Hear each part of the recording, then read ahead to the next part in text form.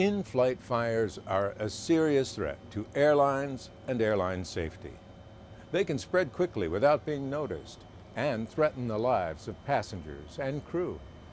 Although most in-flight fires are minor and are easily extinguished, there's always the potential for catastrophe. In this video, we'll examine the dangers of in-flight fires, especially hidden fires. Hidden fires are the most threatening because they may go unnoticed by the crew due to their location on the aircraft. We'll also look at the many variables that may ignite or fuel a potential fire and show how taking aggressive and immediate action can save the lives of passengers and crew.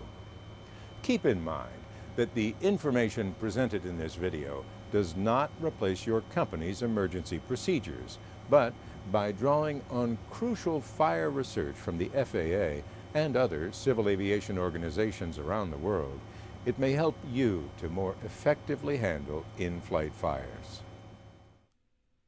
Fire research has resulted in a better understanding of several important issues when fighting fires. In-flight fires can be triggered in many ways. Often, these fires are caused by wiring or electrical component failures resulting in electrical arcing, short circuits, and overheated components. Fires due to electrical sources often take place out of sight behind cabin panels. In-flight entertainment consoles located in seat backs can also fail and become a source of ignition. Despite strict federal penalties, some passengers are still tempted to smoke in aircraft lavatories. Learning how to detect a fire as quickly as possible is the best line of defense. Our sense of smell is often a better indicator than electronic detectors. In many cases, a fire can be smelled before it is seen. Other clues that may indicate a hidden fire are abnormal operation, tripped circuit breakers, or areas of elevated temperature in the cabin. In some cases, the source of smoke may be more readily apparent, emanating from galley, lavatory, or in-flight entertainment components. In this situation, immediately remove electrical power to the component by pulling the associated circuit breakers if possible. All crew members should be familiar with extinguisher operation on board the aircraft. However, extinguishers may become exhausted in a large or inaccessible fire. Be prepared to improvise using beverages, wet blankets, and passenger assistance.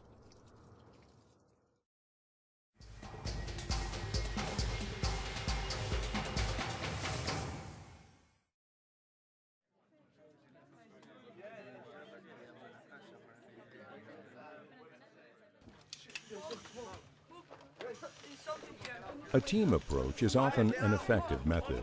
Here, the first cabin crew member to become aware of a fire acts as the primary firefighter. The initial response should be to alert other crew members, obtain the nearest fire extinguisher, and attempt to fight the fire. The second crew member to become aware of the fire should immediately make contact with the flight crew. We've got a fire in the aft cabin. Yeah, forward 5 right, underneath the passenger seat. The flight crew should be informed of the apparent location of the fire, its severity, and the actions being taken in a clear and concise manner. This crew member should maintain contact with the flight crew and keep them updated on the situation. A third crew member, if available, should act as the assistant firefighter and support the primary firefighter by supplying additional extinguishers and protective breathing equipment. He or she should help improve access to the fire by removing any obstructions and clearing away passengers. While every situation will vary, the team should use common sense along with immediate and decisive action. In case of fire or smoke on smaller aircraft with only one cabin crew member, that crew member should immediately notify the flight crew and then begin aggressive firefighting.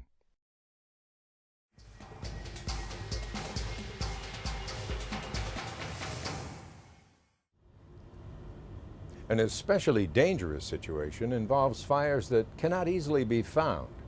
These fires can spread rapidly without anyone's knowledge.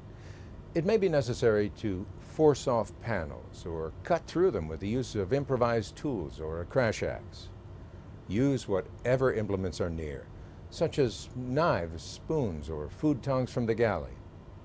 Everyday items like knitting needles, walking canes, keys, scissors, or items from the first aid kit may prove helpful. Remember that the crash axe will not normally be available to cabin crew members due to the need to keep the flight deck door closed for security reasons and to prevent smoke entry. The severity of the situation will determine if the crash axe should be made available. Having prior knowledge of the aircraft and being familiar with your company's safety guidelines in handling unusual fire situations will be invaluable. It is critical to be resourceful and determined when fighting an in-flight fire. The best way to determine which panels to remove is to use the back of the hand to feel for excessive heat. The back of the hand is more sensitive to heat than the palm. Remember that some panels are quite warm normally. Being familiar with the aircraft is extremely important, so valuable time is not wasted.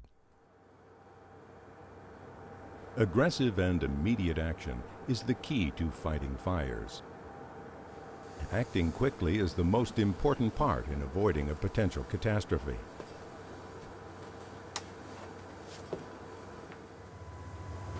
Tell the flight deck, we've got smoke back here. Captain, there's smoke in the aft cabin. I don't know where it's coming from.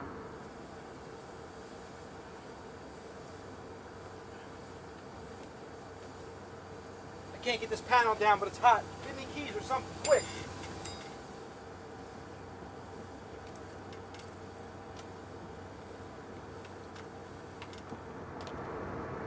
The smoke is coming from the ceiling. Rick is trying to get the panel off.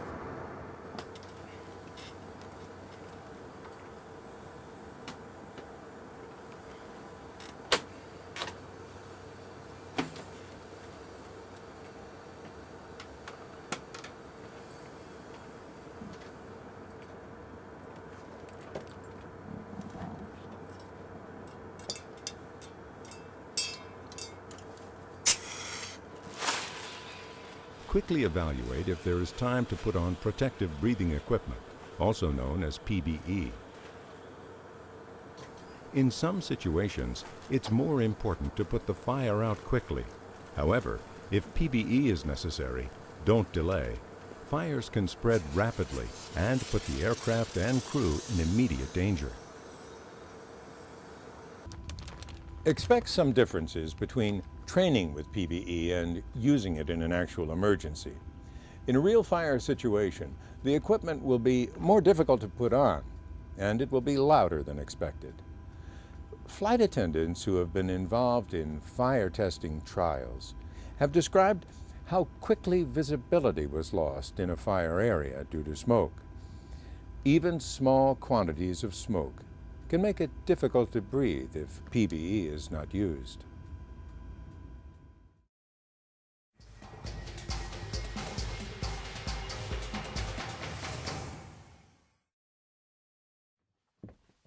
It will be necessary to break the seal on the fire extinguisher before it will function.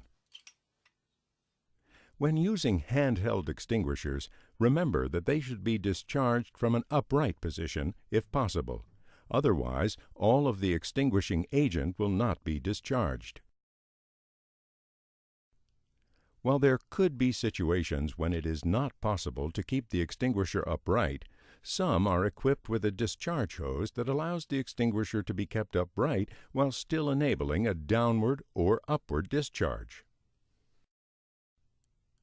The above ceiling area is quite large on some wide-body aircraft, so it may be necessary to use several extinguishers to fight the fire. On smaller planes, the above ceiling area can be very small. Access can be difficult due to the many ducts, wire bundles, control cables, and other aircraft components. Time is critical when dealing with an above ceiling fire. On the Swissair MD-11 accident in 1998 off the coast of eastern Canada, disaster struck swiftly. Only 20 minutes passed from the moment the first officer first detected a strange odor in the flight deck to the complete loss of the aircraft, passengers, and crew.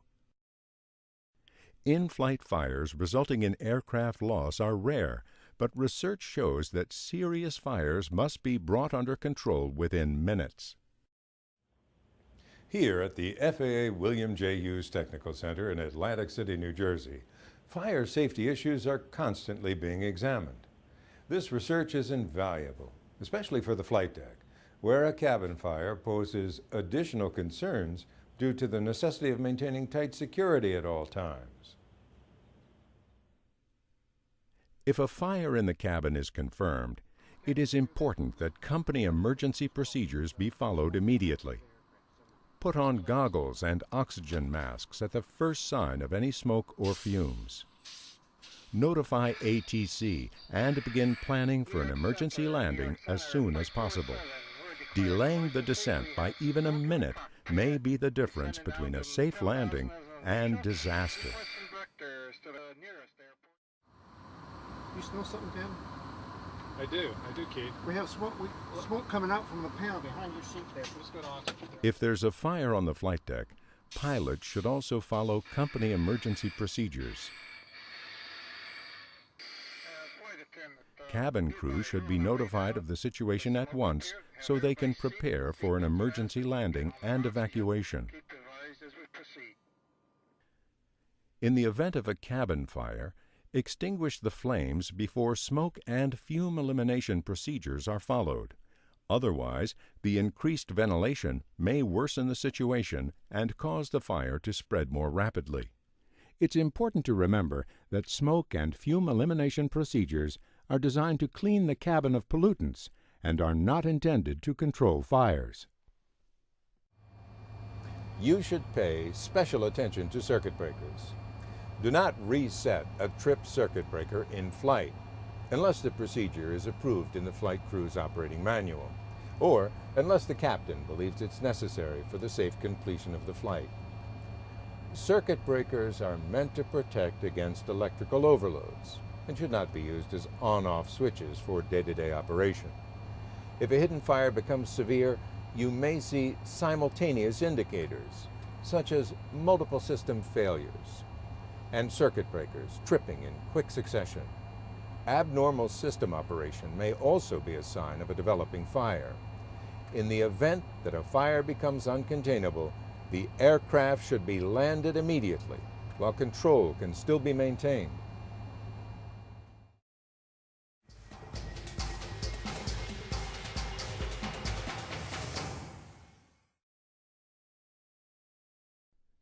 Sidewall and floor panels are removed to show the typical materials located behind them.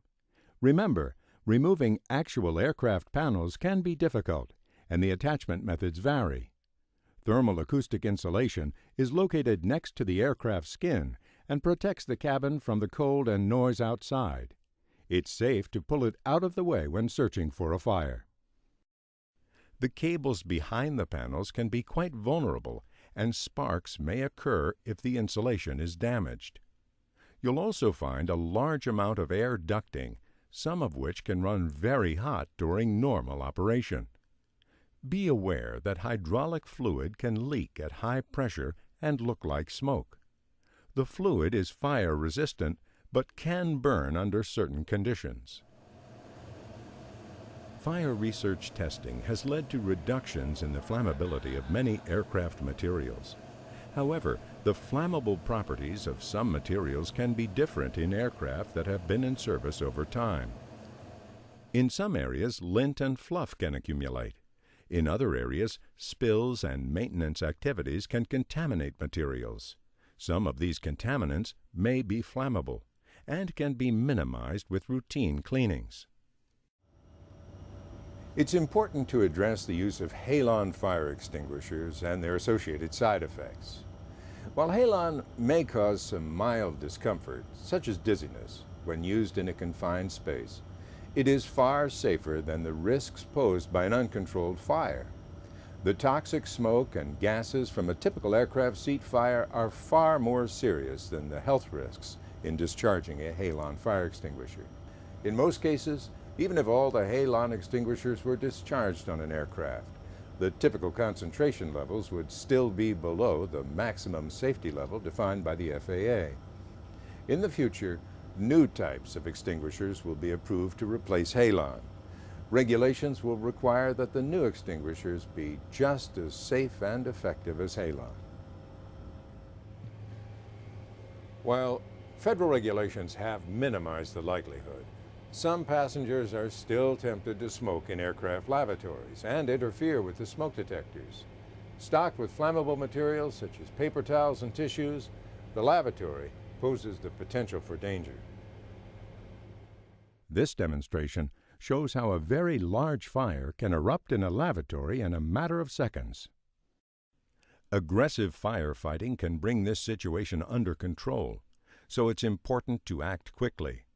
If the source of the fire is visible, open the door slightly and discharge the extinguisher at the base of the fire with a sweeping side-to-side motion. In an enclosed space such as this, the halon extinguisher is highly effective. If the source of the fire is not obvious, open all the doors and cabinets to find visible flames, and then use the extinguisher. Do not spray the extinguisher randomly throughout the lavatory. Remember, PBE might be needed in this situation. Another dangerous scenario is the ignition of spilled flammable liquid in the cabin. It's critical to bring this type of fire under control quickly to prevent it from spreading to adjacent cabin materials. Moving through the cabin may be difficult since passengers could block access while trying to escape the fire. Sometimes, relying on passengers to pass extinguishers where needed is the only option.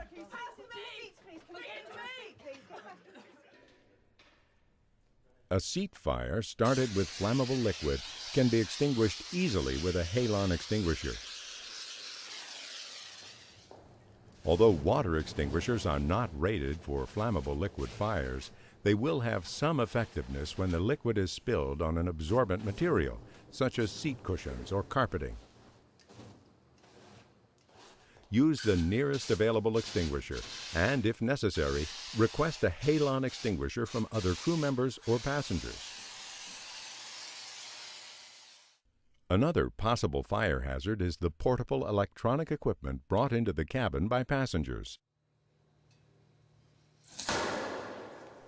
The batteries that power this equipment are a potential source for ignition. Fuel cells are increasingly powering this type of equipment, and research will soon provide new information on the fire risks of these systems. Aerosol cans are permitted in the cabin, but they can also pose a fire risk. Many cans use flammable gases such as butane as propellants. The contents of the cans may also be flammable. Leaking aerosol cans, ignited by static electricity, have caused fires. As a member of the aircraft crew, you are the best defense against in-flight fires. Be vigilant in monitoring the cabin, and pay particular attention to any unusual odors or the odd behavior of aircraft systems. It could help you in the early detection of a fire. By acting quickly and decisively, you can greatly improve the chances of controlling in-flight fires and save the lives of your passengers and crew.